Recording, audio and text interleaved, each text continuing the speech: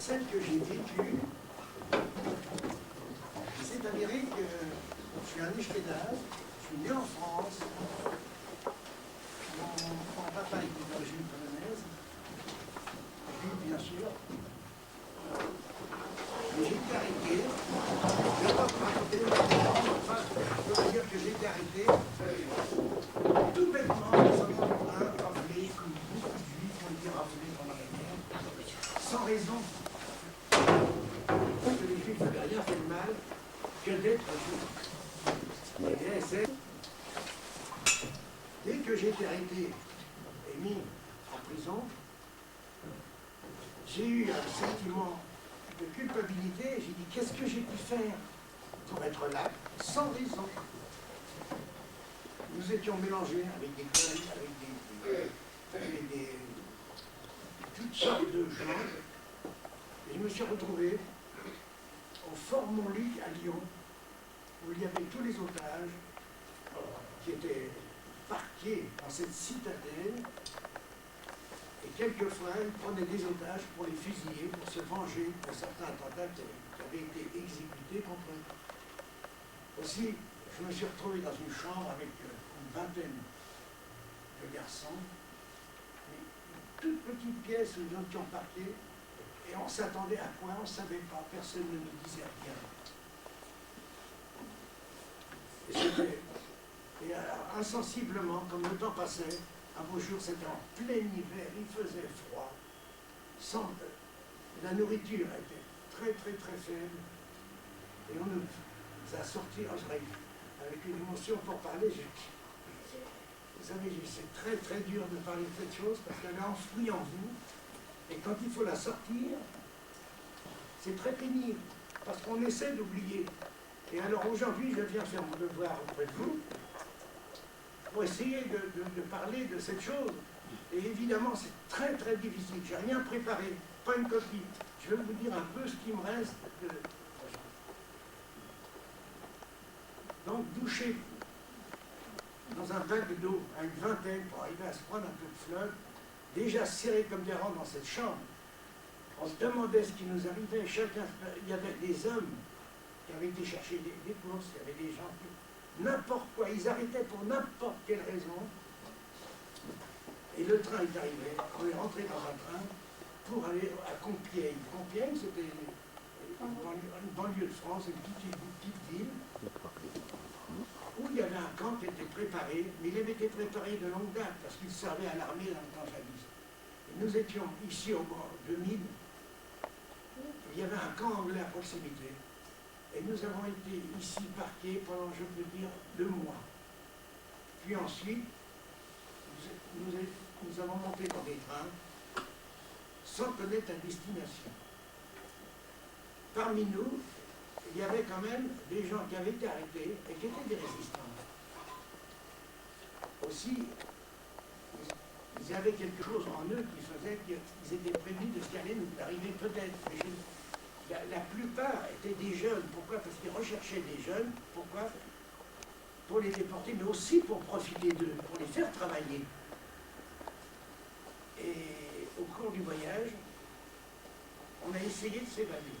Alors, qui avec un petit couteau, qui avec une petite lime, on a essayé, à l'arrière des wagons, de faire des trous dans le bois pour arriver à péter ces planches qui faisaient au moins 3 cm d'épaisseur.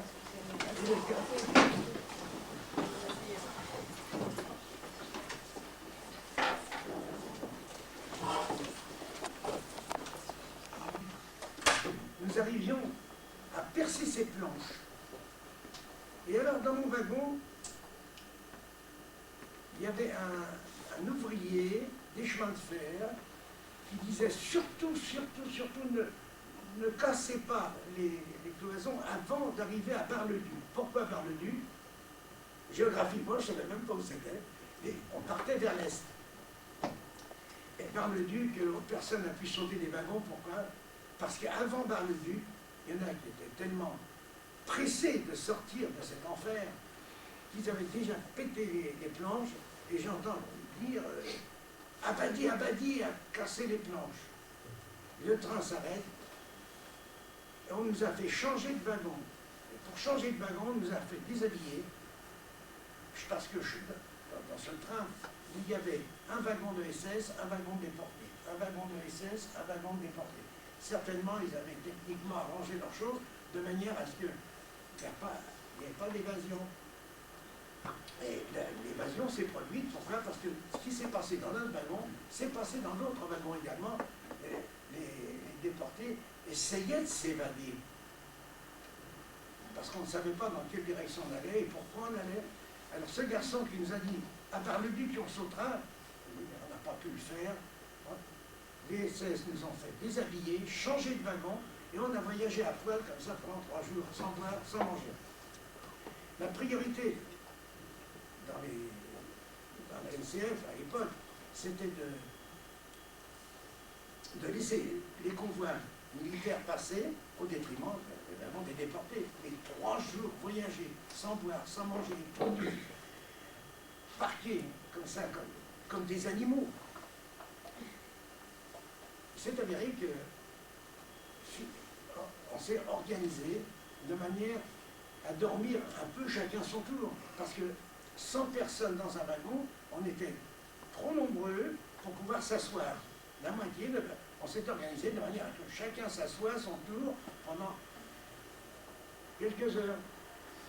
Alors bon, mais malgré tout, on n'a pas pu arriver à s'organiser suffisamment bien, de sorte qu'au bout de 3 jours, il y avait parmi nous des garçons qui étaient trop fatigués, qui ne voulaient plus se relever, et finalement, quand on est arrivé à destination,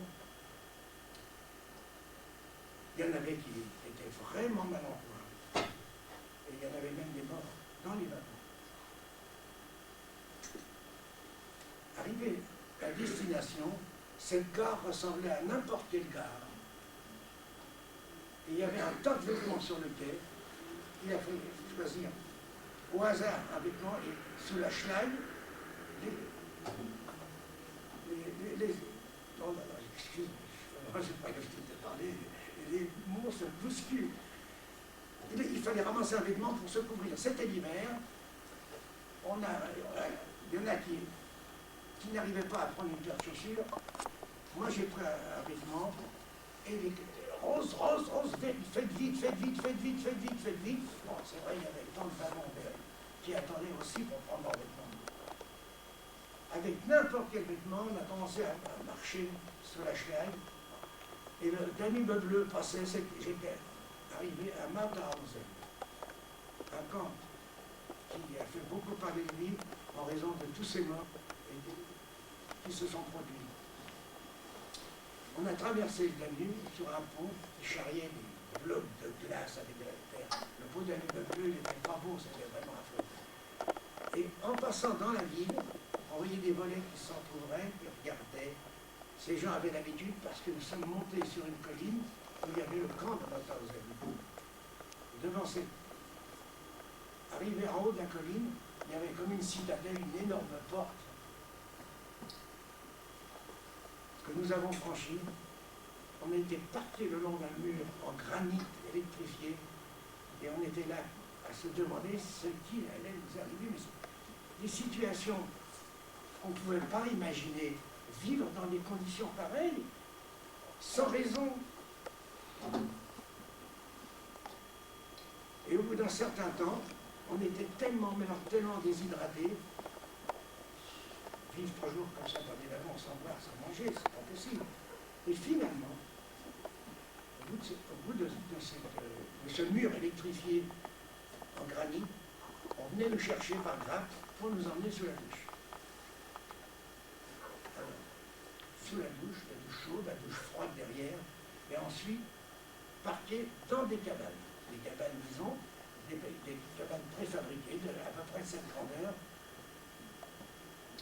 Et c'est là que le drame a commencé pour nous. Parce qu'on nous habillait en habits rayés comme des bagnards. Nous étions devenus des bagnards.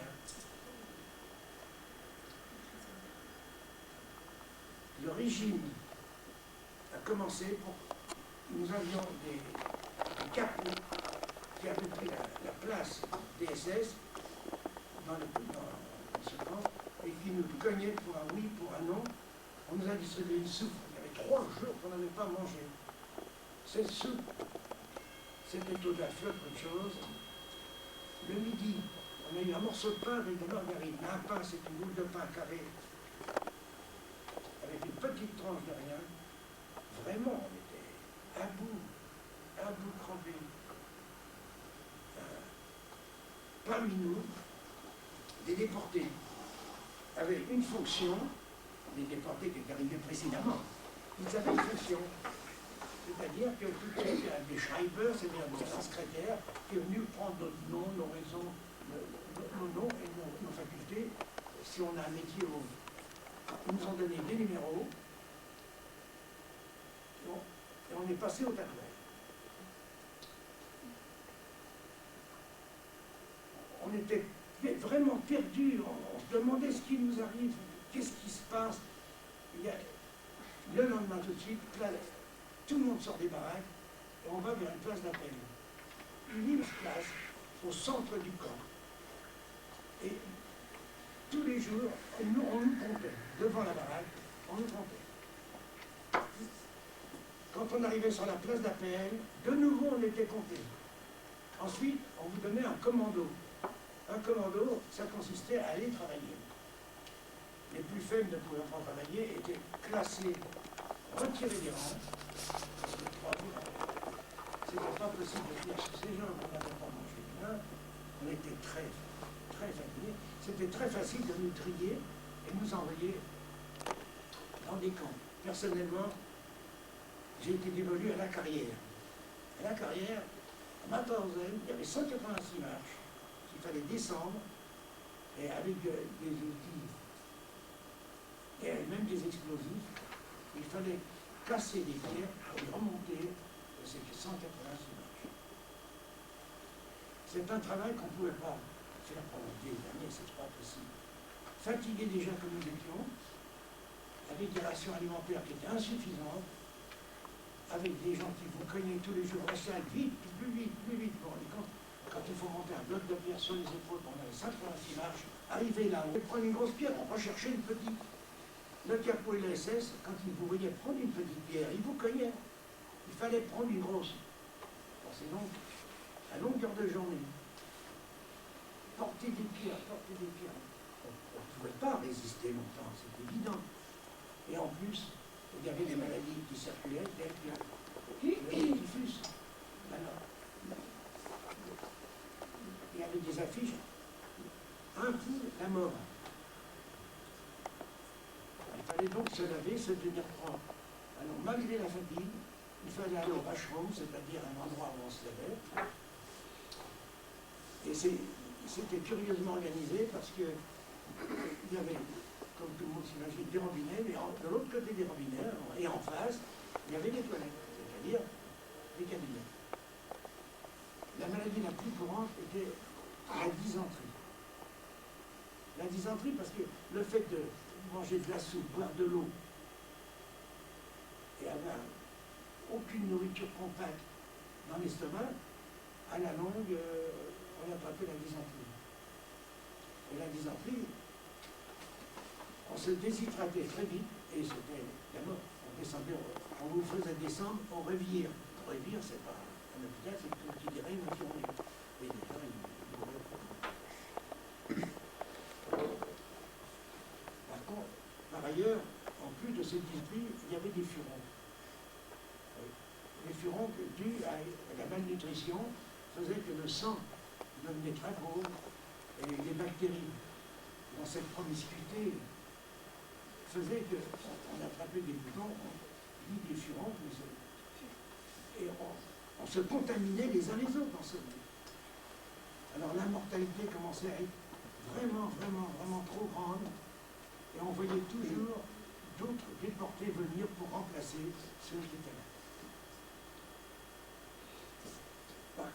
À un autre moment, j'ai eu changé de camp. Je me suis retrouvé avec des Français. C'est plus facile qu'avec des Yougoslaves, des Russes, des Polonais. Il y avait toutes les races amalgamées. Et on arrivait à se comprendre quand même, en mélangeant les races, les mots d'allemand, on arrivait quand même à se comprendre un peu. Et tous ceux qui étaient ne savaient toujours pas pourquoi ils étaient. Par contre, sur notre vêtement était cousu un morceau de chiffon blanc avec votre numéro. Et en plus du numéro, il y avait un triangle. Alors ce triangle, il était ou rouge, ou bleu, ou rose. Il n'y avait que 3 couleurs. C'est-à-dire le bleu, c'était les droits communs. Pardon, c'était pas bleu, c'était vert. Vert, c'est terrible. Le vert, c'était les droits communs, qui avait un triangle, où la base du triangle était en haut ou en bas. C'est-à-dire que la base en bas, c'était des voleurs, des truands, en gros, mais la base en haut, c'était des assassins. Donc ils avaient mis des assassins parmi nous, des voleurs. C'était la plupart des Allemands. Le triangle vert, spécialement des Allemands. Par contre, une majorité de triangles rouges, les triangles rouges étaient considérés comme des politiciens, comme des gens qui sont réfractaires aux nazis. Et la majorité, c'était des triangles rouges. Les Espagnols qui étaient parmi nous avaient également des triangles rouges. Un jour, j'ai été changé de commando. On m'a dit house, on nous sort dans la cour, sur la place. On vous donne une ration de pain pour changer de camp. Nous avons changé de camp. Et là, pour moi, dans le nouveau camp, j'ai galéré beaucoup plus que dans le premier. Parce que quand vous êtes des arrivants, c'est toujours plus pénible. Beaucoup plus pénible. Dans ce deuxième camp, j'étais dans un commando de la Gartnerei. C'est-à-dire que c'était un jardin, mais c'était le jardin des SS. Et dans ce jardin des SS, il fallait travailler sous le soleil, porter des arroseurs, jour et nuit. Mais c'était des choses impossibles.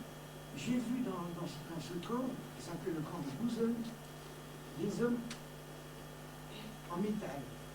Pourquoi? Parce que ces gens-là travaillaient dans une usine d'aviation et il n'y avait pas suffisamment d'hygiène pour pouvoir travailler. Le métal qui s'était incrusté dans la peau et c'était des gens métallisés. Et il n'y avait pas assez d'efficacité pour se laver, pour de douche, il n'y avait pas suffisamment. Et là, j'étais à la Gartnerei. La Gartnerei, je travaillais sur une colline où je voyais passer les déportés qui partaient toujours habillés, enrayés. Les déportés qui venaient d'arriver, je les voyais repartir habillés, enrayés, mais je ne les voyais jamais revenir. Par terre.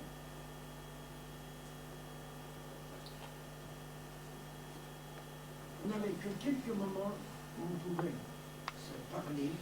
C'était pendant le travail, mais quel travail! C'était tellement pénible. Ils ne connaissaient pas la roue. C'est-à-dire qu'on n'avait pas de brouette, c'était des dragues. C'est-à-dire des civières. Des civières sur lesquelles on mettait les matériaux pour les transporter. Mais la vie était tellement pénible en dehors des roues, il y avait des stations de bout particulièrement pénibles. C'est-à-dire que le matin, on était compté devant le bloc. Le bloc, c'est la baraque. On était compté. Et c'était une station de bout qui durait un bon bout de temps. Ensuite, en route, on allait sur la place d'appel, où toutes les baraques étaient rassemblées. Et encore, on était compté de nouveau. Il fallait la faire. Et cette station de bout, toujours pénible. Quand on arrivait sur le lieu de travail, on était encore compté pour savoir si on était toujours là. C'est donc, on n'avait pas de force. Déjà, pour travailler, comment on pouvait s'évader? Les évasions dans les camps de la mort, on est très rares. Très rares. Voyant sous les coups, je me suis retrouvé dans un chantier dénommé Vasseur de Sorgne. C'est-à-dire creuser la terre en plein hiver avec la pelle et la pioche, faire ni plus ni moins un travail de terrassier, et toujours sous la schlag, toujours des coups, on voyait des morts. Quand j'arrivais sur le chantier le matin, il y avait le camp Sraï, le camp numéro 2. Et devant le port de ce camp numéro 2, tous les cadavres de la nuit étaient là, en plein air, et qui venaient avec une charrette à 4 roues pour les ramasser, pour les emmener au four crématoire. On s'attendait tous les jours à la mort. Tous les jours, dès le réveil, on avait une anxiété qui vous prenait. Et on se demandait si on rentrerait vivant. Pourquoi? Parce que sous la schlag, avec la fatigue, ils tapaient toujours, que ce soit les SS ou ce soit les capots. C'est les plus faibles qu'on tapait parce qu'ils tombaient le plus facilement. J'ai vécu. Il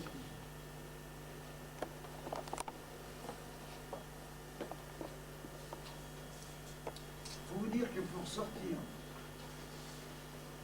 de cet enfer, il fallait avoir vraiment être à la base déjà suffisamment costaud. Parce que on voyait autour de nous les gens, les copains qui tombaient, mais facilement, on était totalement remplis à l'état de larve humaine.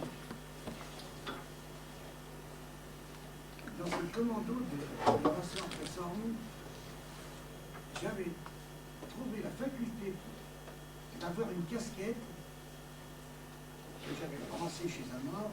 Et cette casquette, c'était une casquette qui ressemblait à celle des capots un peu. Et avec cette casquette, je me promenais dans le camp avec une planche. Pour récupérer un peu ma fatigue, je me promenais dans le camp avec une planche. On avait l'impression que je travaillais alors il fallait tirer les balles pour pas travailler. Et c'est vrai que pendant un bon bout de temps, j'ai pu récupérer. Pourquoi? Parce que justement, je faisais semblant de travailler et ça marchait avec cette casquette qui ressemblait un petit peu. Et j'ai récupéré pendant un bon bout de temps. Mais la fatigue venant, je commençais à ce qu'ils appelaient un musulman. Musulman, ça ne veut pas dire un musulman, non. En langue allemande, ça veut dire un type qui arrivait à bout de souffle, quoi. Vous voyez? Et c'est vrai que je me traînais les jambes. Vous savez, les déportés, quand ils sont épuisés, je ne sais pas si vous avez bien fait attention dans les films que vous avez vus, mais on ne marchait pas, on traînait les gens. C'est-à-dire qu'on marchait avec difficulté comme si on était mutilé même. On se traînait, et à fatigue venant, vous atterrissiez à l'infirmerie, malheureusement. Un jour, c'était tellement pénible, et j'avais tellement faim. Mais tellement faim. C'était l'horreur. Il fallait que je mange. Et j'ai fait le coup du russe. Le coup du russe, il fallait vraiment être rendu à la dernière extrémité pour arriver à faire un coup pareil. Vous savez en quoi ça consistait? Ça consistait, alors que la corvée de bouteillons, les bouteillons, c'est les bouteillons où il y a la soupe dedans.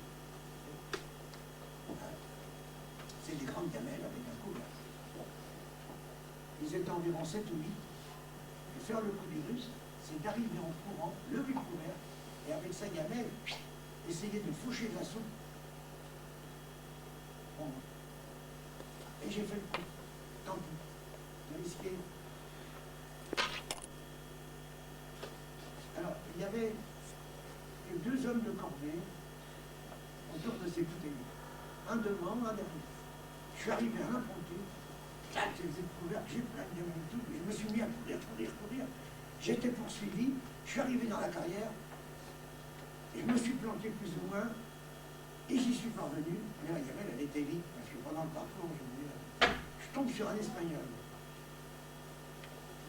qui était certainement un capot de la carrière, qui m'a invectivé, tout français. Il a lu le F. Et oui, pourquoi tout voler la soupe des camarades? Comme si c'était un vol d'avoir faim.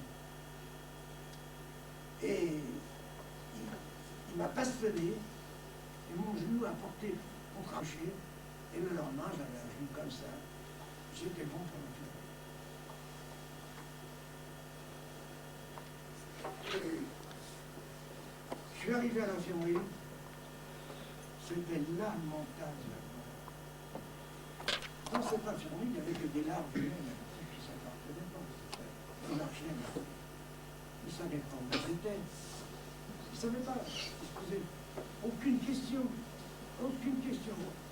Ils allaient comme des zombies, vous voyez, des zombies. Et j'étais parmi eux. Et médication, le pied enflé, il y avait du pu, il fallait m'opérer. Il y a un médecin d'origine tchèque qui m'a opéré le genou, qui m'a fait sortir le cul et qui m'a mis un pansement. Les pansements, c'était du papier gondolé. Je ne sais pas si vous avez vu ça. Le papier, et il y avait une pommade noire. J'ai su par la suite que c'était de l'argent dialodal ou colloïdal et du papier autour. C'était le seul pansement. La boule de pain était à 8 et non pas à 4. Parce qu'on ne travaillait pas, il ne fallait pas manger. Je suis resté là-dedans pendant un bout de temps.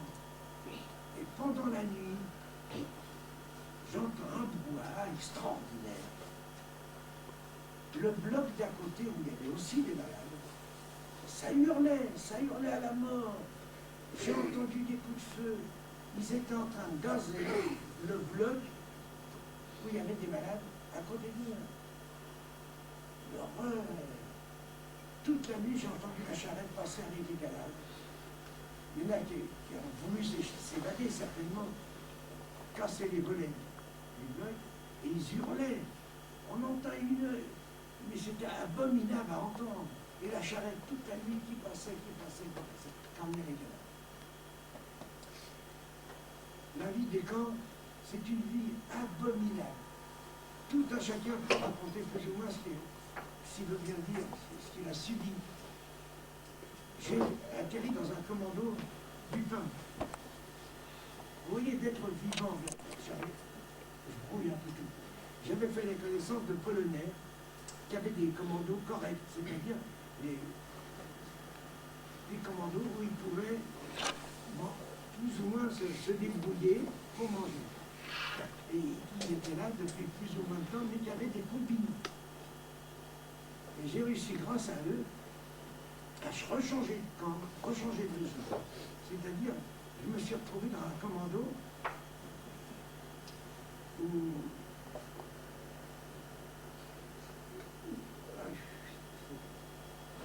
je confonds des choses. Oui, je me suis trouvé dans un commando où il fallait transporter des sacs qui contenaient Dieu sait quoi, pour nourrir les cochons. Il y avait à un endroit, chez les SS, des cochons qui nourrissaient, avec des graines certainement. Et ça consistait à aller venir avec des sacs qu'on avait difficilement à porter seul. Il fallait les porter à deux, mais difficilement. À peu de temps de là,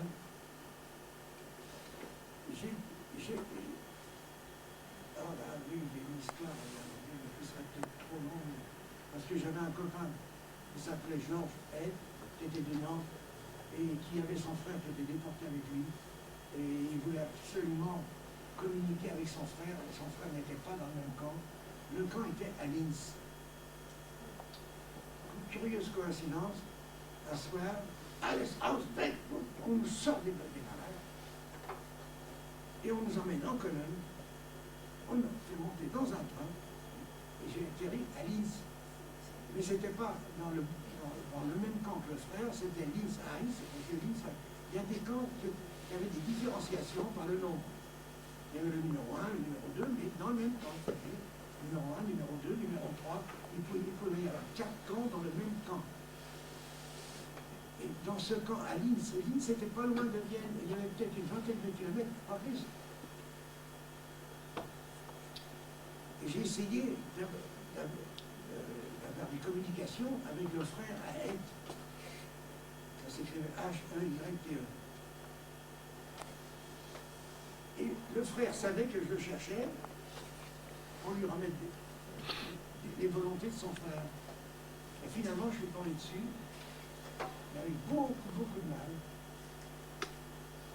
Parce qu'en passant pendant la nuit, pendant la nuit, j'avais des claquettes aux pieds qui étaient assez confortables, quoique c'était des claquettes en bois. On peut dire qu'on n'avait pas de chaussures, on avait des claquettes en bois. Et en traversant la Kurhaus, c'était la porte de sortie, je me suis emmêlé les pieds. Pourquoi? Parce que pendant la nuit, on les avait volés pour nous redonner des plus moches, qui n'étaient pas aux pieds. En rue, ça avait des pieds. Et en passant cette porte, j'ai où été bousculé, où je me suis emmêlé les pieds, je suis tombé, juste en sortant. Et il y a un essai qui fait « What is that ?» Qu'est-ce que ça veut dire? Sortez-moi de ce temps. Et je suis sorti des rangs. Et je me suis retrouvé au camp. En surnom, j'étais inscrit nulle part pour l'assaut du midi. Nulle part. J'étais dans de mauvaises conditions. Je marche dans le camp, je trouve une baraque, je rentre dedans. Je me suis fait bastonner comme jamais. Je suis resté de terre, je ne sais pas combien de temps. J'en pouvais plus, j'essayais partout. Je ressors de la baraque individuelle et je vois les Ruskov, les Russes, qui vont à l'assaut. Je marche derrière eux, dans le rang. Vous dire que la bêtise humaine n'a pas d'idée. J'étais dans le rang, j'avais récupéré un peu le pistolet que j'avais sorti. Et il y a un SS qui s'amène avec son stick à la main, fièrement habillé dans son uniforme, qui nous regardait en pensant comme du bétail. Et il fumait. Moi, j'étais fumeur. Et il jette son mégot comme ça. Est-ce que j'étais plus preste qu'un autre? Paf, j'ai attrapé le mégot. Et là, il y a un russe à côté de moi qui me dit « T'avais ça coulé ?» Il dit « Donne-moi à fumer. » J'ai dit « Pourquoi je te donnerais ?» Et il me tape sur la main, et le mégot il tombe dans la boue. Parce qu'il faut dire que quand des milliers de personnes marchent sur une terre et qu'il pleut, cette pierre est tassée, il arrive à y avoir un amalgame de terre boueuse dans laquelle on marche. Et à ce moment-là, il me tape sur la main, et instinctivement, je me revis et je lui donne une claque. Et on commence à se battre sur place pour un mégot. Et écoutez, ce russe, il y avait peut-être moins longtemps que moi qu'il était là. Moi, je savais boxer, mais quand même, qu'est-ce que je me suis encore pris. À un moment donné, j'ai mis le genou à terre, mon béret était tombé, j'avais rayé, je vais pour le ramasser, et il me redonne un coup de pied dedans. Écoutez, je ne sais pas comment je me suis sorti de cette galère. Je me suis remis dans les rangs. Et comme c'était tous des Russes, qui étaient copains avec celui-là, un coup de poing à droite, un coup de poing à gauche. Oh, j'en pouvais plus. J'ai pris l'attention d'un seul coup, j'ai rassemblé mes forces, et puis, je suis parti. Je me suis sauvé. J'ai pas mangé, évidemment, j'ai pas pas sauvé. Mais j'étais dans un état, je ne me dis pas, qu'est-ce que j'avais fait ce jour-là? Les déportés entre eux. Chacun voulait survivre, mais survivre à quoi? Dans mon lit, c'est une paillasse. Les étages sont superposés. Il y avait déjà du mal à monter dans les lignes supérieures, et qu'ils étaient malades, qu'ils faisaient de la dysenterie, c'est sur vous. Faire passer les paillasses c'était dégueulasse. C'était de la paille qui était tellement triturée. Je peux même dormir. Et mon supplice a duré comme ça pendant plusieurs années. Aussi, j'aimerais bien vous poser quelques questions parce que vraiment je suis fatigué.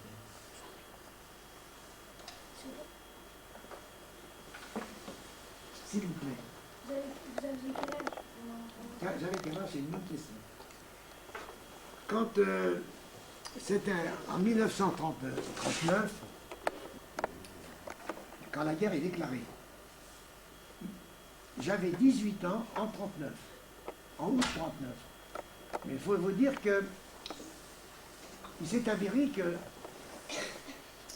en août 39, je cherchais du travail, j'en trouvais pas, j'avais pas de diplôme, j'ai beaucoup de difficultés, et je peux dire de 36 à 39, j'ai galéré pour trouver du travail et je ne trouvais pas.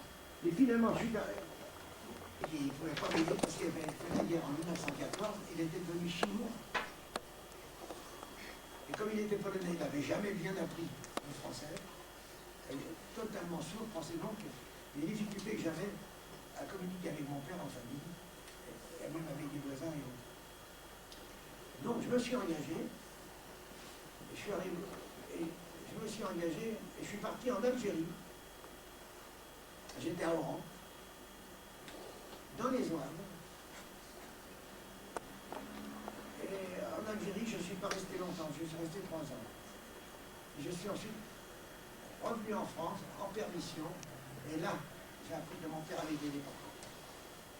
Et qu'il était vivant dans un camp de déportation qui s'appelait, je pense, Baume-la-Rolande. Et ma soeur était là vivante, et elle m'a dit surtout, ne va pas voir dans le camp parce que tu vas subir une arrestation et tu restes. Ça, c'était en août 39. Et je suis allé en Algérie. À Oran, c'est avéré que j'ai obtenu une permission. J'ai fait la connaissance aussi à Oran de beaucoup de juifs qui étaient très sympathiques avec moi, des juifs des Arabes. Je n'ai pas connu beaucoup de la vie en Algérie parce qu'il a fallu que j'ai obtenu cette permission qui m'a amené. C'est là que mon père a été déporté.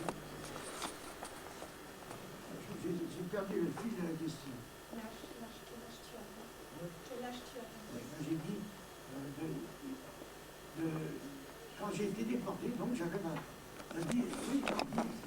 je me suis engagé à 18 ans, donc j'avais l'âge de 18 ans quand j'étais arrivé. Tu étais soldat. Et j'étais soldat, oui, à Oran, à Ekmul, la caserne de Saint-Philippe à Ekmul. Et de là, j'étais donc à Paris, et j'ai fait ce qu'on appelle, j'étais au port de Paris, j'ai fait la retraite avec les soldats. On a fait la retraite jusque dans le midi. Et j'ai atterri à Bellegarde dans l'Ain. Et c'est entre Bellegarde et Culose, et Lyon était à proximité, c'est à la descente d'un train que j'ai été arrêté. Et déporté.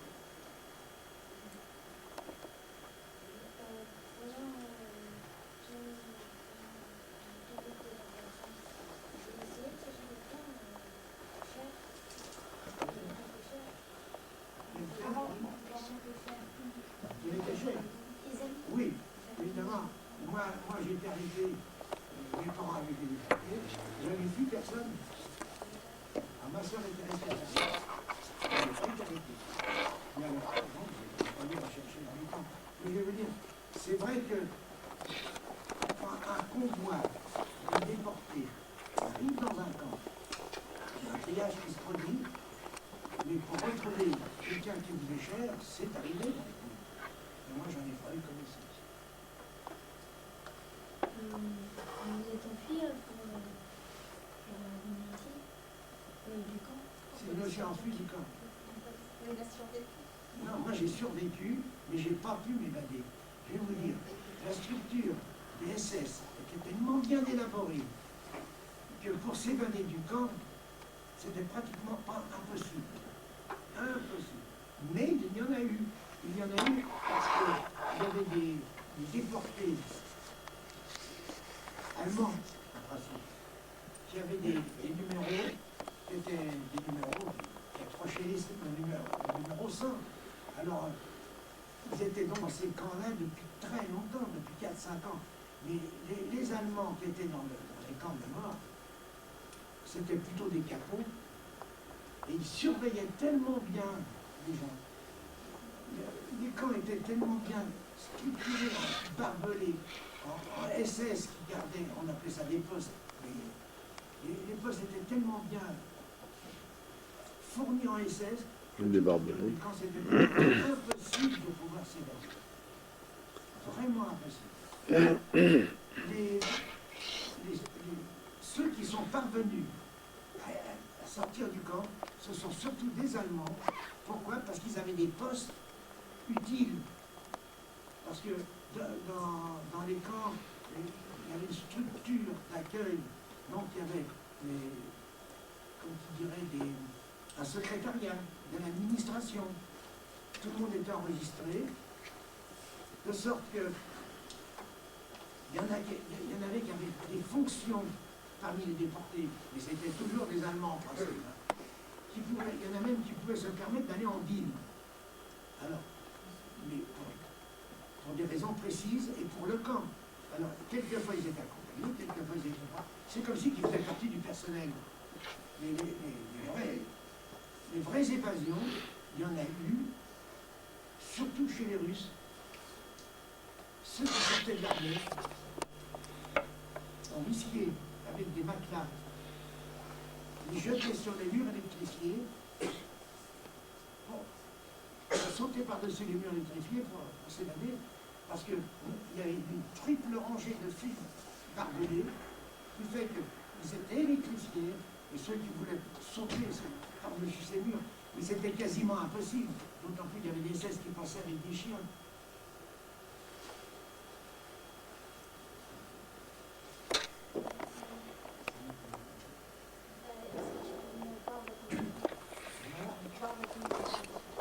Moi, j'en ai pas. Oui, des gens, deux personnes qui se sont trouvées comme moi sans tatouage. Pourquoi? Parce que mon convoi, quand il est arrivé à Matanzelle, il y avait peut-être deux types qui faisaient, ou un seul qui faisait les tatouages. Mais il y a eu un manque, quelque part, dans leur administration qui a fait qu'une trentaine ou une quarantaine sont passés comme ça sans tatouage. Ils nous ont donné à la place un fil de fer avec une plaque tatouée. Donc, certainement, ce jour-là, il n'y avait pas de tatoueur. Et dans l'ensemble, ils se sont pas rappelés de l'erreur. Ça fait qu'on était une trentaine sans tatouage. Les Allemands ne regardaient pas si vous avez des... Alors, je vais vous dire, le tatouage ne servait qu'on était mort.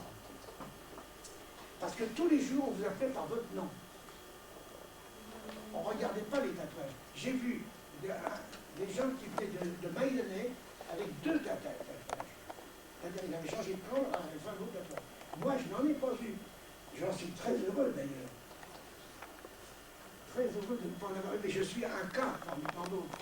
C'est un cas d'espèce. Un type qui va dans les camps de la mort qui n'est pas tatoué. Et ça, c'est fabuleux. Par contre, tous les SS étaient tatoués. Ils étaient tatoués sous le bras.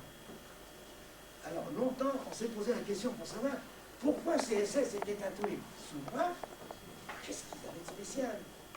Eh bien, j'ai su il n'y a pas longtemps que c'était leur groupe sanguin qui était tatoué sous le bras. Et ils avaient le S avec SS. Et ils avaient aussi un numéro qui était le numéro du groupe sanguin dont ils devaient parler.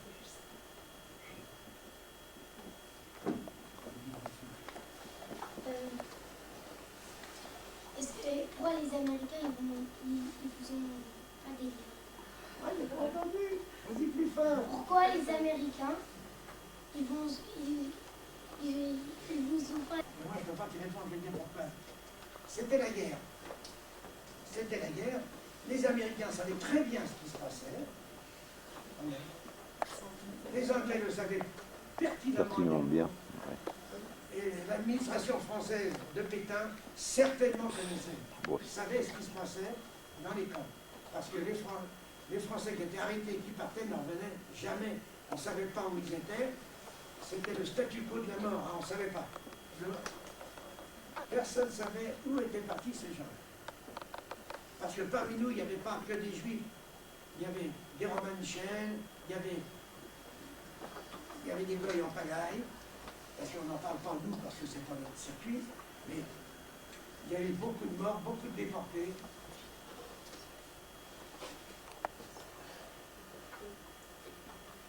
J'ai vu qu'avant, des fois, il y avait les Français qui envoyaient des gens pour voir si c'était vrai, mais les Allemands, eh ben, ils étaient bien. Ah oui, la Croix-Rouge française devait avoir accès dans les camps. Et, quand la Croix-Rouge française était autorisée à rentrer dans un camp, eh bien, ils mettaient des fleurs devant les baraques, ils faisaient un cinéma monstre pour montrer qu'il y avait des gens qui étaient bien servis, que les SS étaient gentils avec eux. Bien. Mais la Croix-Rouge française n'était pas dupe. Elle savait très bien ce qui se passait dans les camps. Oui. Mais les Américains, quand ils bombardaient, ils ne venaient pas pour bombarder des lignes de chemin de fer par lesquelles les convois de déportés passaient. Mais non, ils avaient d'autres chats fouettés. Alors ils ne bombardaient pas les lignes de chemin de fer. Et malheureusement, quand vous parlez de bombardement, je me suis trouvé, moi, à Mauthausen, dans des circonstances affreuses. Hein, un jour, pendant la nuit, il y a eu un bombardement. Et on entendait des bombes dans les alentours. Et les fameuses forteresses volantes passaient en faisant un bruit d'enfer. Et comme les bombes tombaient plus ou moins, on avait l'impression que ça tombait sur nous. Et là, je vais vous dire, j'ai passé un moment abominable. Pourquoi? Parce que j'ai pensé, dire qu'on pensait tout le temps, non, mais ce jour-là, j'ai vraiment pensé, pas qu'à la Yamel, parce qu'on pensait qu'à la Yamel, il faut bien que la philosophie, la psychologie de chacun, ça n'avait rien à voir avec la déportation. On était là, on se traînait, mais on avait faim. Et l'esprit était tellement engourdi que rarement on avait des conversations entre nous. Rarement. Mais là, ce jour-là, cette nuit-là, ces bombardements autour de nous, ben, je me suis posé des questions. Et ce jour-là, vraiment, je n'étais pas croyant, je n'étais pas pratiquant. Mais ce jour-là, j'ai vraiment... Est-ce la peur? Je ne sais pas. Mais je me suis dit quand même, la vie est quelquefois abominable parce que j'avais un père, j'avais qu'une sœur, j'avais pas de vie de famille, j'avais pas de copine non plus.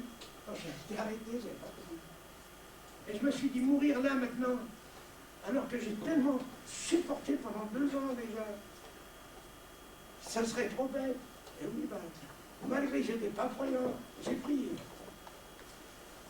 J'ai prié fortement pour me sortir de cette ambiance dramatique, où peut-être j'allais laisser ma vie, parce que je me rendais compte à quel point j'étais épuisé. Et j'ai prié. J'ai prié. Et j'ai pleuré toute la nuit. Et j'ai dit, quand même, je ne peux pas vous dire ce que j'ai pensé à ce moment-là.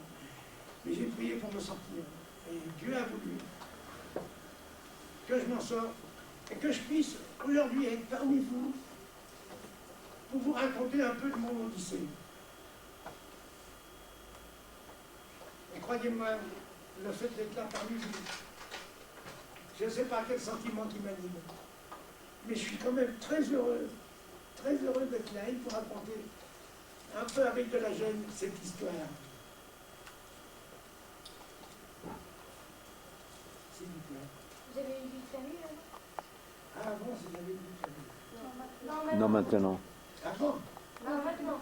Maintenant? Ah ouais. Oh, c'est une bonne question. Ah, je vais vous dire. Étant jeune, j'ai pas eu de jeunesse. Je ne sais pas ce que c'est d'avoir la chance d'être heureux étant jeune. Alors je vous en passe. Et quand je suis rentré de captivité, j'ai eu le bonheur. C'est pas facile. J'ai eu bonheur de rencontrer l'amour. Et l'amour, c'était une belle fille.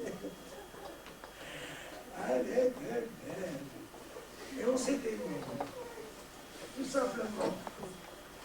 Et on a eu des enfants, 3 enfants. Donc, les 3 enfants ont passé ici dans cette école. Mais le plus dur, quand on rentre des camps, c'est qu'on n'a pas de niveau intellectuel. Comme moi, je n'avais pas de niveau intellectuel, je n'avais pas de diplôme. Alors, un diplôme, dites-vous bien qu'il en faut. Il en faut, il faut savoir choisir sa voie. Moi, je n'avais pas de diplôme, j'avais un père qui était sourd, je n'avais pas de maman, et 2 sœurs, dont une qui est morte pendant la guerre, et l'autre sœur, je l'ai retrouvée. Alors, c'était déjà beau de retrouver sa sœur. Vous vous rendez compte? C'est extraordinaire. J'étais heureux quand j'ai retrouvé ma sœur. Et à travers ma sœur, j'ai rencontré le bonheur. Et vous voyez aujourd'hui, heureux, content, 3 beaux enfants qui sont tous juifs. C'est vrai. Qui font partie de la communauté. Et moi-même, qui n'étais pas pratiquant, qui n'était pas croyant. Pourquoi? Parce que j'avais pas ça à la maison, j'avais pas de maman. Eh bien, ce sont mes enfants qui m'ont apporté la religion, c'est vrai, qui m'ont apporté des beaux enfants. Donc j'ai 7 petits-enfants. Et maintenant je pratique la religion que je ne pratiquais pas avant. Je ne suis pas un chômeur Shabbat, et je suis très heureux de constater que je suis devenu juif. Et de supporter tous les fardeaux que les juifs doivent supporter au cours des siècles. Je les ai acquis, je les connais maintenant que je ne les connaissais pas avant. Et je vous dis, on n'a pas fini de galérer. J'espère qu'un jour, on sera tous heureux et reconnus comme une communauté vraiment bien, une communauté biblique qui a tout apporté au monde entier. Les lois, ces tables de la loi, que tout le monde nous envie à travers nos peines. Ouais, amen. J'avais pas le plaisir d'avoir un Shabbat avec une maman qui vous prépare avec amour des plats. J'avais pas ça. Moi, toute ma jeunesse, je l'ai galéré sans mère. Avant la déportation, Avant la déportation. Et je te dis, quand t'as pas de mère à la maison, ben, le matin, au petit déjeuner, j'ai gardé le souvenir dans mon école, à l'île Gargan, parmi tous les goyes, des gosses qui, à 4 heures, mangeaient du pain, du beurre et du chocolat. C'est formidable. J'en rêve encore maintenant. J'y pense encore. Moi, j'avais faim, j'avais un morceau de pain enveloppé dans un bout de papier du journal. Quand je sortais mon bout de pain du journal, un bout de pain sec, hein, rien à bouffer avec, il y avait quand même le goût d'encre. Et j'avais faim de manger, j'avais le goût. Et tout à l'heure, vous avez parlé de votre ami Georges. J'ai oublié d'en finir. Et qu'est-ce qui sont les Georgette qui était de Nantes, il était plus jeune que moi. Et il avait besoin d'être protégé parce qu'il était comme un gosse. Il m'avait raconté toute son histoire pour son frère qui était dans l'autre camp. Et j'ai fait la connaissance du frère à la fin. Alors, j'écoute l'histoire parce que j'ai galéré pour essayer de le trouver. Et je l'ai trouvé. Et je lui ai remis sa lettre. Et qu'est-ce qui est écrit dans la lettre? Il y avait écrit: Georges, je te relève de mon serment. Je ne pourrai pas. Ah oui, non, j'interviens tous les deux. Je lui ai donné la lettre et le frère m'a dit qu'ils avaient entre eux fait un serment de rentrer ensemble. S'il est évident de rentrer ensemble. Chez leurs parents, que les parents les voient tous les deux, mais pas séparément. Alors il m'a dit, tu diras à Georges que je le relève de mon serment parce que je ne pourrais pas rentrer. Comment ça, tu peux entendre? Il dit oui, parce que je suis tuberculeux, je crache mon sang et je vivrai pas longtemps.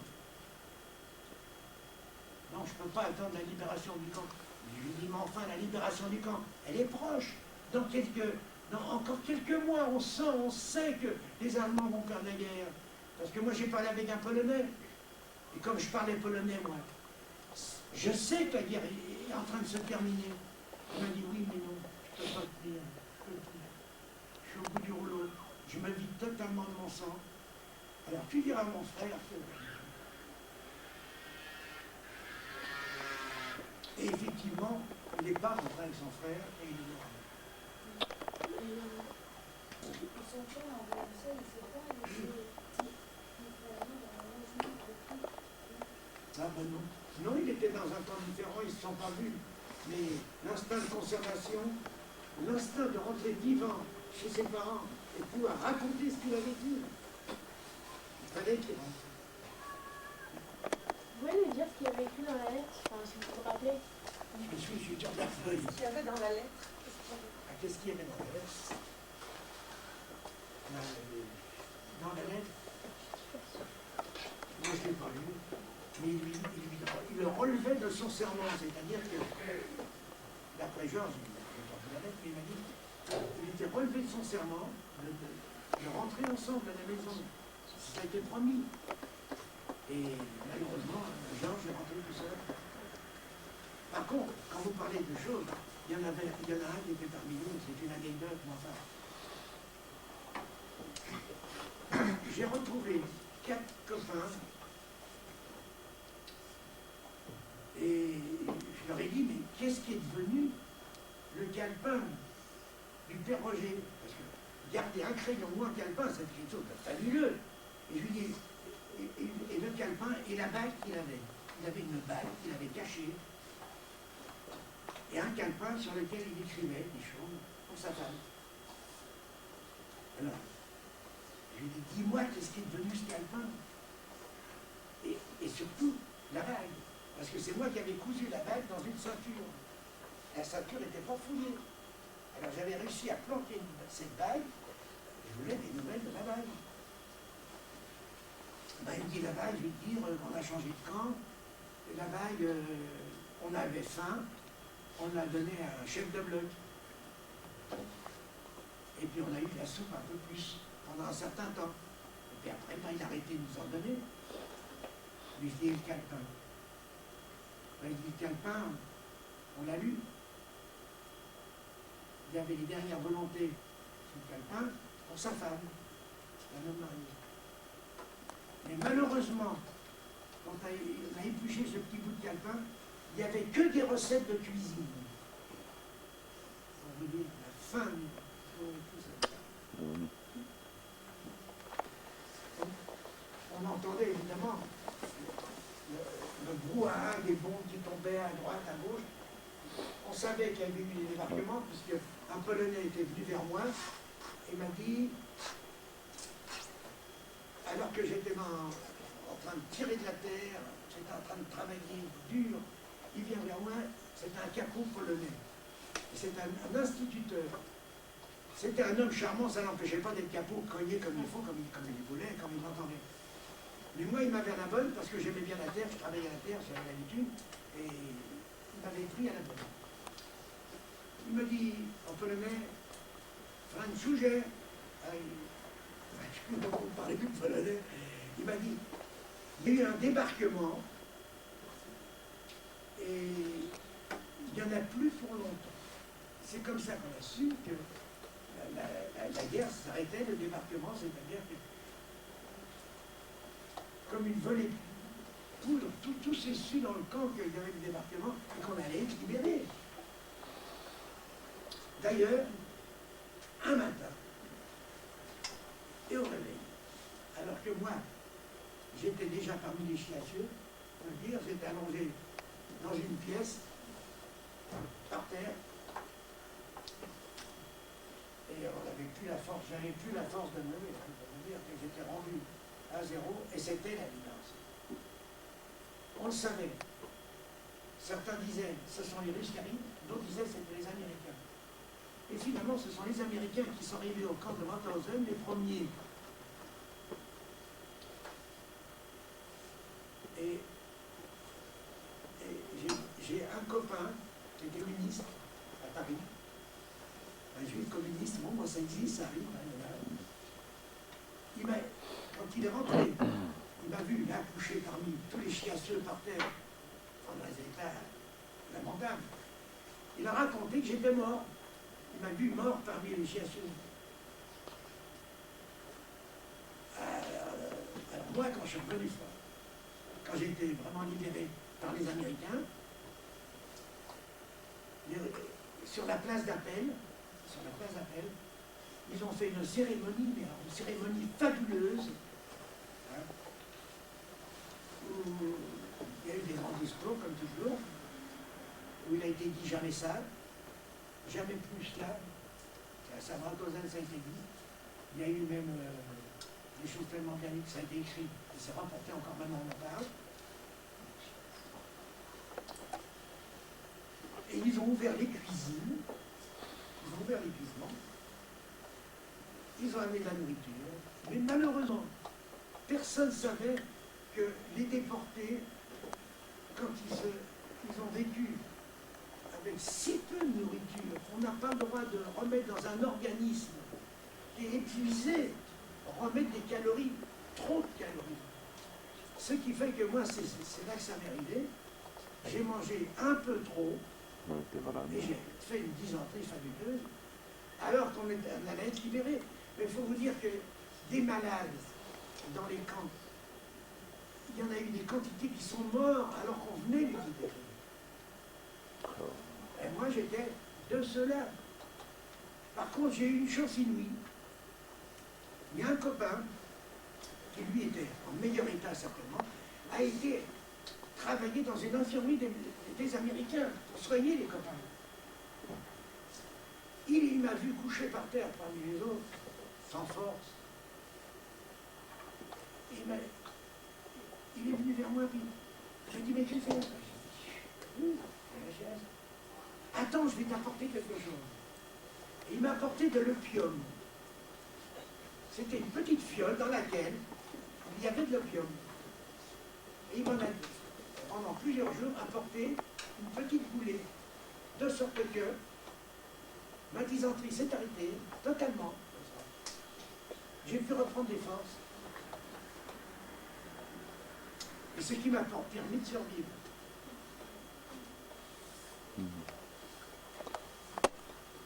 Et dans ma baraque, j'en ai pas eu. Ah, d'accord. J'ai eu des Polacs et des Allemands. Ah, d'accord. Juste dans les baraques d'à côté, j'en ai eu. Tout ce qu'on disait, malheureusement, très mal. Très mal. Il fallait. Mhm. Ils cognent aussi devant les SS. Mhm. Parce que les SS ne pénétraient pas dans le camp. Ils surveillaient le camp, ils rentraient rarement, et rarement seuls. Moi, je vais vous dire, j'ai vu des films de cinéma qui ressemblent très peu à ce que j'ai vécu quelquefois. Et dans le camp où j'étais, Oui. les SS rentraient rarement. Pourquoi? Parce qu'il y avait le camp des SS, et quand ils étaient là pour les appels, sur l'appelplatz, mais ils rentraient rarement dans les baraques, séparément. Jamais je les ai vus. Parce que, je vais vous dire, ce qui s'est passé à Sobibor, que des Juifs se sont révoltés, les Juifs se sont évadés. Moi, j'étais pas parmi eux, je ne pourrais pas vous le raconter, hein. C'est dommage. T'as vu le film? Moi aussi, sur la Suisse. Est-ce que vous pensez qu'il y a des films qui paraissent sur le sujet des grottes et par exemple ceux qu'on a tous vus comme la liste de Schindler, comme la vie belle, etc. Quel regard vous portez-vous là-dessus? Alors, moi, je veux dire, surtout en ce qui concerne la liste de Schindler, j'ai pas compris. Après, j'ai raisonné. Parce que c'est vrai que dans un camp, il n'y a que des hommes ou que des femmes. Alors, la liste de Schindler, j'ai raisonné longtemps dessus avant de comprendre que finalement, il y a des cas d'espèce. Cet Allemand qui voulait avoir des esclaves travailler à ses usines, bien sûr, il il les a obtenus par les SS. Oui. Mais ils payaient les SS pour avoir des esclaves. Et finalement, il y avait des femmes parmi eux, ce qui m'a étonné, parce que dans les camps où j'ai été, jamais j'ai vu.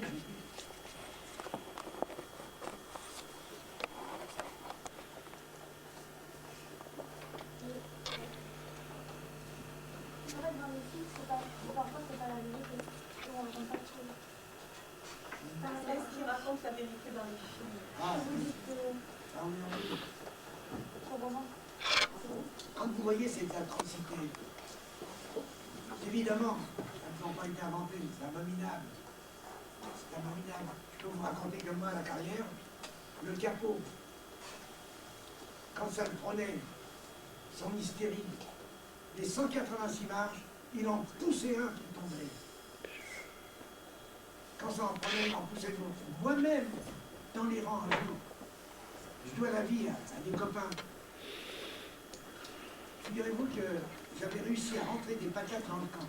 Très long à écouter, il y a des histoires quelquefois. Et j'avais des patates dans mon ventre, attachées avec une ficelle, vous voyez. Et je passe. Un jour de fouille, quand les déportés rentrent dans le camp. Et je prends peur. Jamais qu'ils me prennent des patates sur moi, qu'est-ce que je vais payer? Je vais y avoir droit. Et c'était la mort.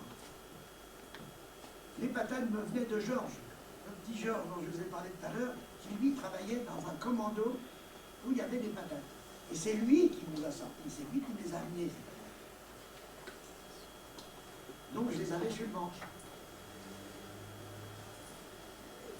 Et au moment de passer, je voyais les Boches devant moi. J'ai eu peur.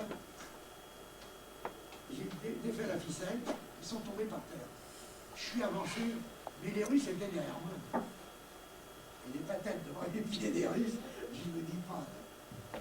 Je ne vous dis pas. Je me suis remis dans les rangs pour rentrer sur la place Zappel. À ce moment-là, un triangle vert qui sort, qui commandait la colonne, tire en colonne. Il vient vers moi. Je ne l'ai pas vu arriver. Le coup de poing m'est arrivé en plein dans le foie. Pas derrière comme ça. Je suis tombé. Plus de respiration. Heureusement qu'un copain m'a traîné d'un côté, un autre est venu m'en prendre par derrière. Je ne pouvais pas respirer. Ils m'ont traîné. J'ai récupéré un peu. Si j'étais resté sur le pavé, c'était un coup de pied. Il m'aurait tué sur place. Et les SS, ils se marrent. C'est dramatique de se rappeler des choses. Moi, je vais vous dire, j'aurais préféré éradiquer tous ces souvenirs.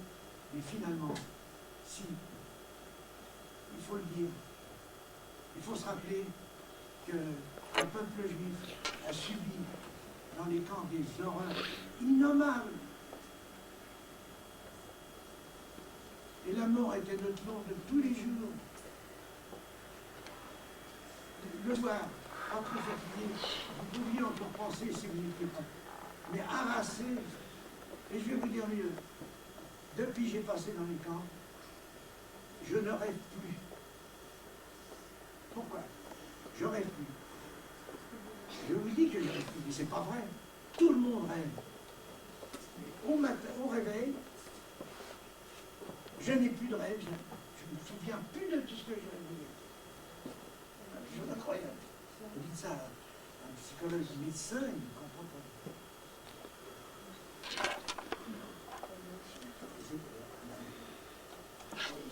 Vous souvenez plus de vos rêves parce que ce que vous rêviez quand vous étiez dans les camps de concentration, c'était sortir ou...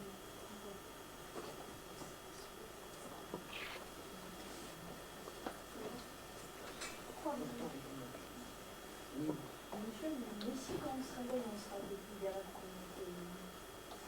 Si on pense.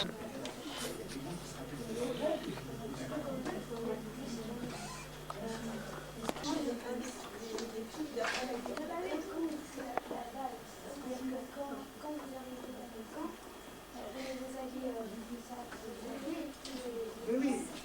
chanter quand on arrive dans le camp. Quand on arrive.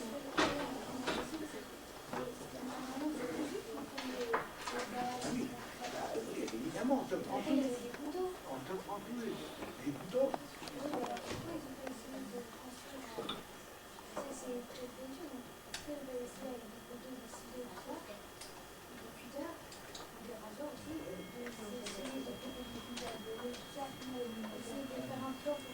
Ah non. Ils étaient électrifiés, les barbelés. En fait, si tu passes un rang de barbelés, il y en a un deuxième. Et ils sont électrifiés. Entre ces rangs de barbelés, passent les essais avec les chiens pour survivre. S'évader, quand on est dans les camps, c'est pas possible. En dehors des camps, c'est-à-dire dans les camps en France, il y a des gens qui se sont évadés. À Pithiviers, à Baume-la-Rolande et bien ailleurs. Vous avez participé à un tribunal pour...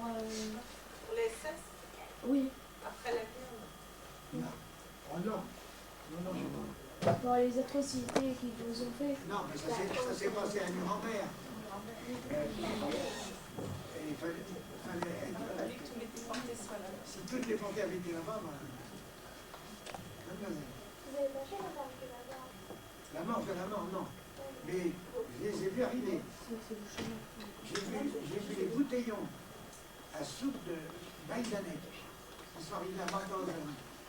Et des gens totalement épuisés, qui n'étaient plus debout du tout. C'est la nature elle veut que certains hommes, et même certaines femmes, peuvent tenir plus que d'autres. Mais c'est vrai qu'il faudra la chance de ne pas être touché par la maladie. Parce que quand vous êtes touché par la maladie et totalement épuisé, il n'est pas question de pouvoir survivre. Vous avez vu Hitler? Ah, Hitler, non. Question extraordinaire. Figurez-vous que à Bouzel, j'ai vu 3 sbires passer. Il y avait Himmler dedans. Il y avait 3 hautes personnalités allemandes qui passaient dans le camp. Et moi, tête basse, épuisé, en traînant mes jambes dans la gadoue, alors qu'ils avaient des potes rutilants. Et ils étaient 3 et avec un capot. Et d'un seul coup, j'entends « Mitzen !» Ça voulait dire « décoiffe-toi ». Je me suis décoiffé, et c'est bien que c'était des personnalités. J'ai pris la tangente, je suis passé. Mais si elle avait été dans d'autres circonstances, j'y avais droit. Est-ce que vous avez des séquelles maintenant de la guerre? Ah ouais, c'est une bonne question. Moi, j'ai vu. Tout un chacun est différent. Moi, j'ai subi tout ça. J'ai subi cette épreuve dramatique. Je l'ai subi. Et je suis là. Et je suis là, je vais vous dire. Avant d'être déporté, j'étais un sportif. Et mes parents m'avaient donné une bonne morphologie. Et je peux dire que, bon, épuisé dans le caca, bon, je m'en suis sorti. Bon, et quand j'ai voulu monter en avion pour rentrer, on nous a monté en avion. Pour la libération, on a été triés par des médecins, 5 médecins même. J'étais avec mon petit copain Georges. Il a dit, toi tu montes pas, toi non plus. À l'auscultation. Mais comment les médecins, ils ont pu voir qu'on ne pouvait pas monter en avion? Alors j'ai dit, tu sais ce qu'on va faire? On passe. On se remet à la queue, on essaye de passer. J'arrive devant le toubib, un petit français, un déporté comme nous. Hein. Donc, regarde, il prend l'attention. Ah, il me dit, toi tu montes pas, hein, en avion. J'ai dit, mais Marquand, oh, mais dis-moi, t'es déjà passé, toi? J'ai dit, non. Mais je dis, mais pourquoi j'ai pas le droit de prendre l'avion? Alors que les autres, ils prennent l'avion. Il dit, parce que tout simplement, si tu montes un avion, à l'altitude, tu risques d'avoir des saignements par les oreilles. C'est pas bon pour toi de monter. Si on te dit de ne pas monter en avion, il ne faut pas que tu montes en avion. C'est interdit pour toi. Tu rentreras en camion. Ah, en camion. Oh, bien, bien. Vous savez comment j'ai voyagé? J'ai voyagé sur une chaise, dans le fond du camion, assis sur une chaise. Je m'étais organisé avec des ridelles de mes deux torchons, comme ça que je tenais. Et sous mes fesses, j'avais mis une tête d'oreiller que j'avais piquée chez les SS. Et j'ai voyagé comme ça assis. J'avais des furoncles aux fesses. C'est comme ça que j'y rentré. Mais quand même, arrivé, quand je suis arrivé à Mutzig, en Alsace, on a atterri à Schüttingen, dans un hôpital militaire. C'était une ancienne caserne qui avait été réquisitionnée, certainement comme un hôpital militaire. C'est ça, c'est ça. Et alors, une anecdote que je vais vous raconter. Bref, ça va vous faire rire que vous racontez des choses comme la mort. Alors, je me suis fait soigner par un médecin. J'ai vu par la suite, je ne pouvais plus marcher. Je ne pouvais plus marcher. Et alors, on me donnait à manger. J'étais allongé dans mon lit. Et on me donnait à bouffer tous les jours, tous les jours.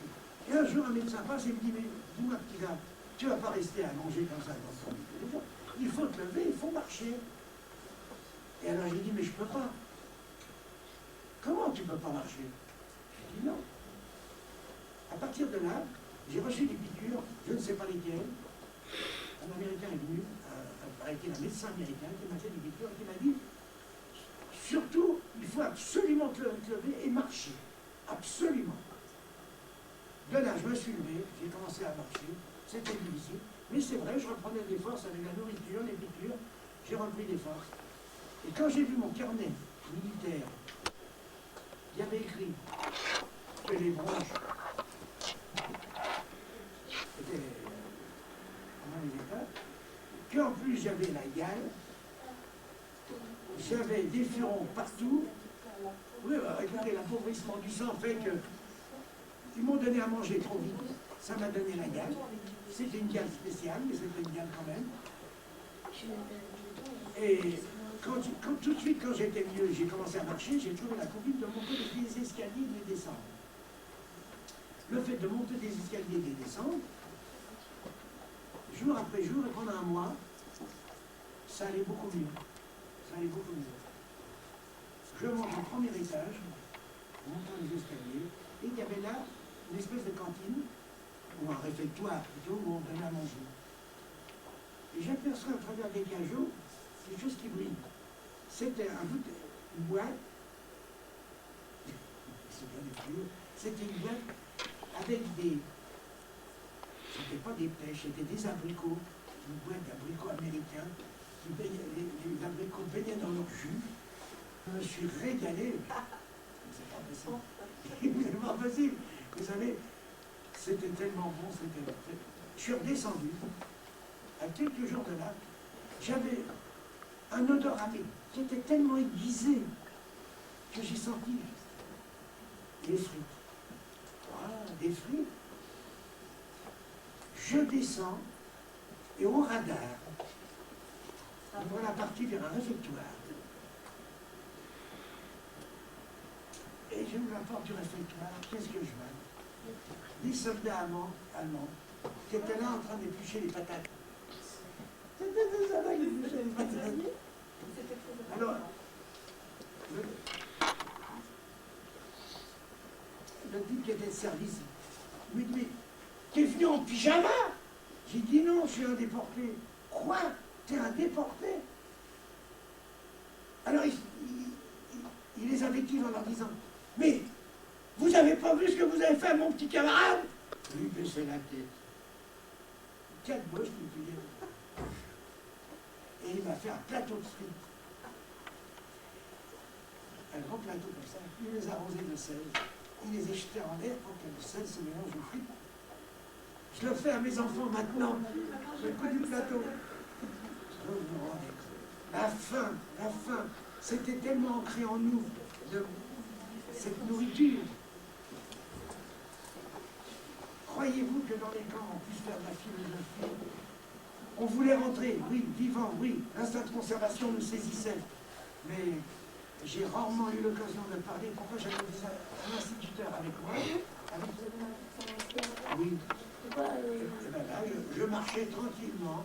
Et c'est un assassin sans raison. Il avait besoin de taper, il avait besoin de tuer. Il faut avoir vécu ce genre de choses. C'est pas facile à comprendre que des gens peuvent, un être humain comme toi, avec tes pensées personnelles, t'es bon, t'es un garçon, t'es bon, non parce que t'es juif, mais t'es bon, alors que ce salaud-là, c'était un assassin, c'était une pourriture, il n'était pas là pour rien. Dans la vie, il se conduisait lamentablement. C'est un pilier de prison, ils auraient dû le laisser en prison, mais comme ils n'avaient pas de place en prison, ils l'ont mis dans les camps. Mais oui. S'il vous plaît. Et quand les Allemands vous parlaient, comment vous savez ce qu'ils disaient? Comment est-ce que tu comprenais ce que les Allemands te disaient? Ah ben les Allemands, un coup de crosse, un coup de futulag, on comprenait. Parce que c'était des mots courants, usuels, on avait l'habitude de les entendre. Non, mais la première fois. La prononciation, La première fois. à la première fois, ça marche très bien. Quand on vous cogne, on vous bouscule, on vous fait marcher à coup de pied, non. Ça marche. Quand il y a un bâtiment, C'est pour savoir, jusqu'à maintenant, vous pouvez plus prendre l'avion. ah non, ça y est, je suis grand, je suis beau, je suis fort, j'ai récupéré. Ah ouais. J'ai une femme, des enfants, et j'ai une auto.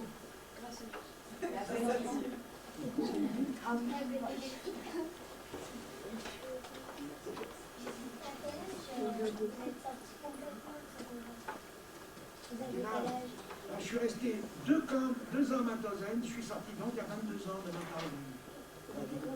Parce qu'il faut dire que Mauthausen était le camp primaire, c'était le camp administratif, et il y avait de nombreux camps autour de Mauthausen. Il y avait Lublé. Ah non, encore un deux. C'est super bien. Et pourquoi vous n'avez pas... Être dans un camp, quel qu'il soit, même en France, on vous enferme.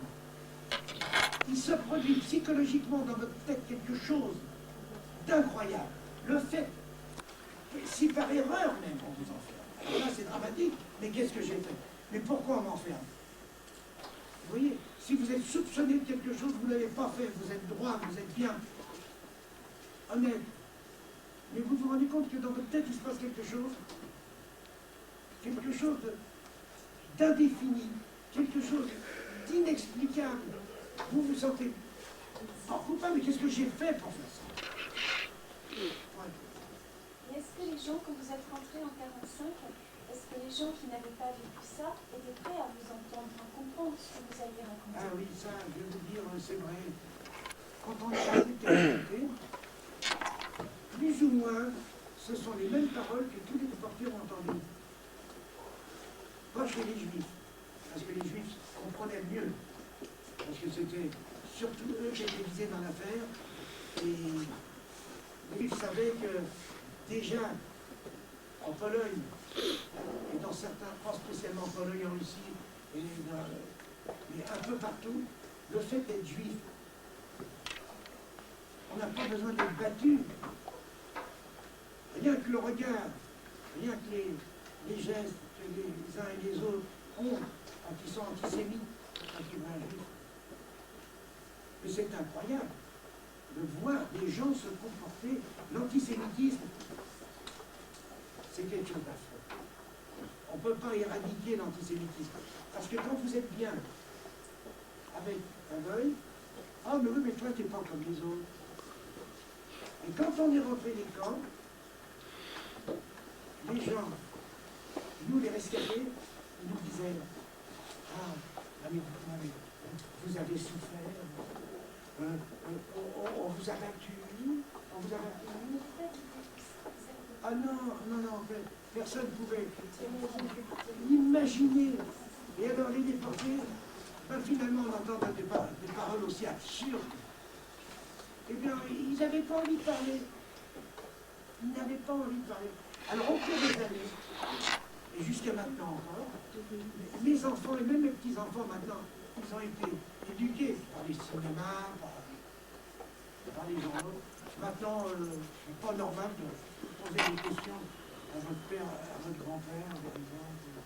On va prendre qui finit avec ça, il a subi, il a vécu, il en a souffert, on ne va pas recommencer. Alors ça veut dire, on ne parle pas. Et ils ont raison. Ils savent. Ils savent. Enfin, les paroles, c'est pas on ressent. Mais moi, j'ai une question, c'est parce que c'est la seule chose que j'ai vue. Je rencontrais un train. Au début, c'était quand c'est juste, on a fait plus d'avoir une maison, immobilier, tout ça, bien manger. Oui. Et comme ça, on dit toujours, on a fait une session. Et bientôt, simplement.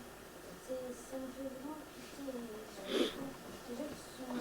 Eh bien, c'est vrai, Anne Frank a laissé un testament extraordinaire. Mais c'est un petit peu l'histoire de tout un chacun qui a été arrêté, déporté et déporté. Il y a différentes manières de se faire arrêter. Et quand on pense que des familles entières ont été surprises, emportées, et que personne n'est revenu. Et tous les films que vous avez pu voir sur la déportation, évidemment, on peut se faire une idée de ce que c'était. Les atrocités que vous voyez, tout le monde les a pas vécues dans les rescapés. Mais il y en a qui ont vu des choses plus atroces que moi. Par exemple, ceux qui étaient à Lublin, à Sobibor, à Maïdenek, ils ont vu plus que moi, c'est évident. Et ils ont peut-être subi aussi plus que moi. Mais tu retires ta question? Ouais, je vous laisse finir. Ah bah non, C'est pour savoir qui vous a aidé quand vous êtes sorti des camps. ah, Vous bah, avez moi j'ai eu la pas d'argent. chance. J'ai eu la chance d'avoir une sœur.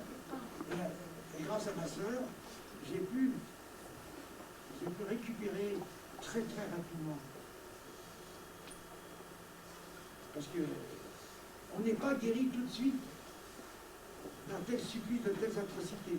Ça demandait quand même un certain temps avant que surnager, reprendre goût vraiment à la vie. Parce que quand on reprend goût à la vie, c'est fabuleux. Hein. Vous avez eu des problèmes de psychologie? Jamais. Ce qui m'étonne, c'est qu'en matière de psychologie, tous les déportés qui sont rentrés, aucune organisation, rien n'a été fait pour leur porter secours.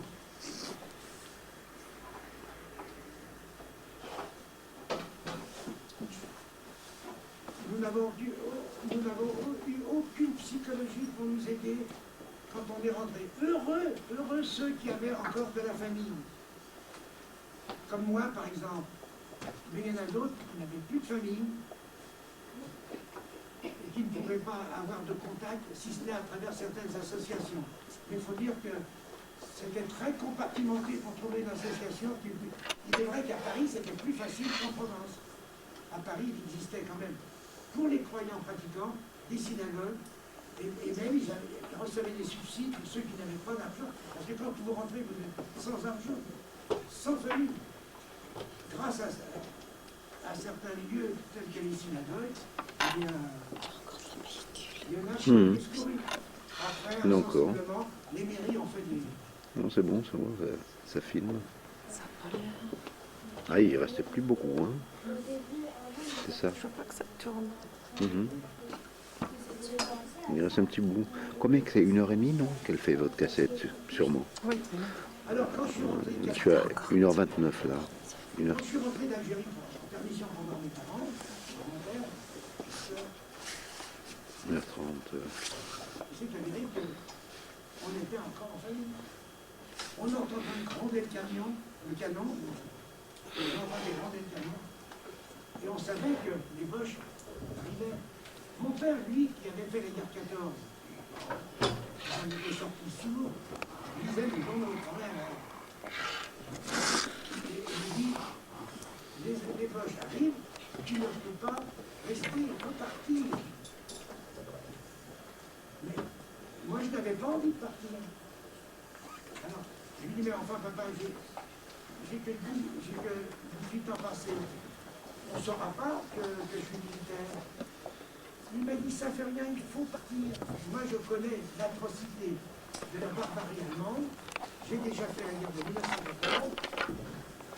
Ils sont capables de tout, de tout. Moi, je vais rester parce que j'ai fait la guerre 14.